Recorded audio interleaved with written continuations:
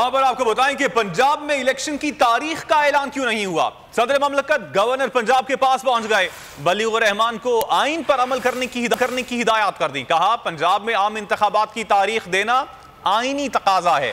सदर ममलकत ने जमान पाक लाहौर में इमरान खान से भी मुलाकात की और मुल्क की सूरत हाल पर बातचीत हुई। इन्हें पाकिस्तान पर अमल क्यों नहीं हो रहा। सदर ममलिकत आरिफ अलवी गवर्नर पंजाब बलीगुर रहमान से मिलने लाहौर जा पहुंचे। मुलाकात में सदर ममलिकत आरिफ अलवी ने पंजाब में अपने नुमाइंदे गवर्नर बलीगुर रहमान को आईनी जिम्मेदारियां याद दिलाई। आरिफ अलवी ने कहा कि पंजाब असेंबली के होने वाले आम इंतखाबात की तारीख देना आईनी तकाजा है। जमहूरियत की मजबूती के लिए पंजाब असेंबली के आम इंतखाबात आईनी मुद्दत में होने चाहिए। गवर्नर पंजाब को आईनी जिम्मेदारियां याद दिलाने के बाद सदर ममलिकत जमान पार्क पहुँचे, इमरान खान से मुलाकात की, जहाँ सियासी सूरत हाल पर बातचीत हुई। मुलाकात में तहरीक इंसाफ की मरकजी क़यादत भी मौजूद थी। PTI की क़यादत ने पंजाब और KPK में गवर्नर की जानिब से इलेक्शन की तारीख न दिए जाने पर तशवीश का इजहार किया।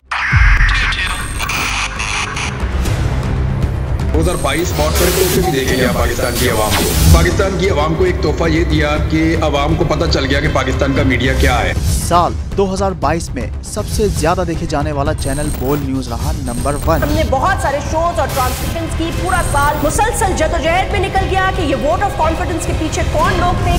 तोड़े रेटिंग के सभी रिकॉर्ड। सोशल मीडिया पर भी सबसे ज्यादा तेजी से 2.4 बिलियन व्यूज का संगे मील अबूर किया।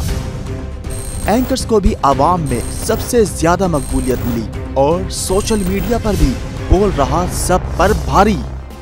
सब्सक्राइब करें और बेल दबाएं ताकि कोई खबर रह न जाए।